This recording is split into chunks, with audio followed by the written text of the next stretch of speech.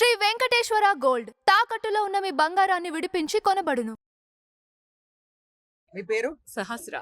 Okay madam, గతంలో చూసుకుంటే తెలంగాణ రాజకీయాలు జోరుగా సాగేటప్పుడు వైఎస్ షర్మిల ఆంధ్ర నుంచి ఇక్కడికి వచ్చి పార్టీ పెట్టినప్పుడు తన ఫోన్ ట్యాపింగ్ అయిందని చెప్పేసి చాలా మటుకు ఫిర్యాదులు వచ్చాయి. సో ముఖ్యంగా ఇప్పుడు మాట్లాడుతూ ఆ ఫోన్ ట్యాపింగ్ చేయించింది మా అన్న జగన్మోహన్ రెడ్డి అనే విధంగా స్వయంగా మీడియా ముందు చెప్తున్నారు.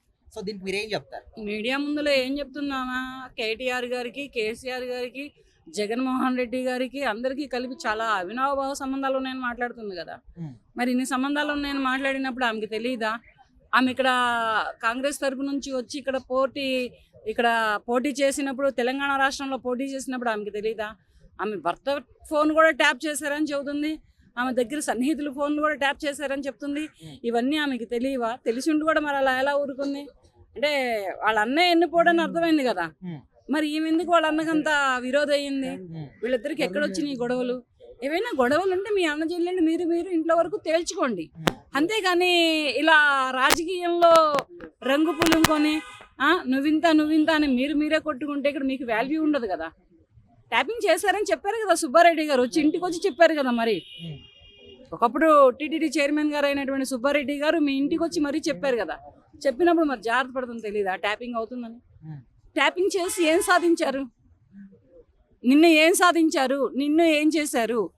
ఏం చేయలేదు కదా. చేయనప్పుడు ఇట్లా విలేకరులతో ఎందుకు మాట్లాడుతుంది వచ్చి? మరి దానికి కూడా ఒక ఆన్సర్ కావాలి. ఆమెకి ఆ ఆన్సర్ చెప్పడానికి ఆన్సర్ ఉందో లేదో తెలియదు. కానీ ఇదంతా ఎలా ఉంటుందంటే కుటుంబం మొత్తం బజార్ పాలు చేసేసుకున్నారు. రాజశేఖర రెడ్డి గారు బ్రతికున్నప్పుడు ఇటువంటివి ఏవి రాలేదు అసలు. అలా జగన్మోహన్ రెడ్డి ఎవరో తెలిసేదే కాదు.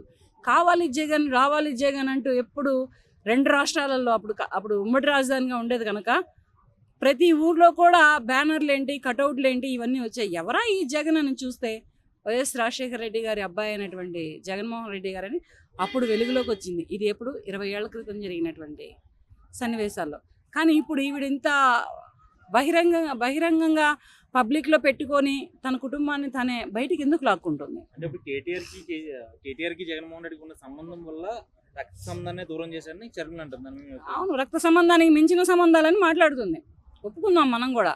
వీళ్ళిద్దరి మధ్య స్నేహబంధం ఉందో లేకపోతే మరి ఇంకా ఏమున్నాయో, వీళ్ళిద్దరికి ఏం లింకులు ఉన్నాయో మనకైతే తెలీదు.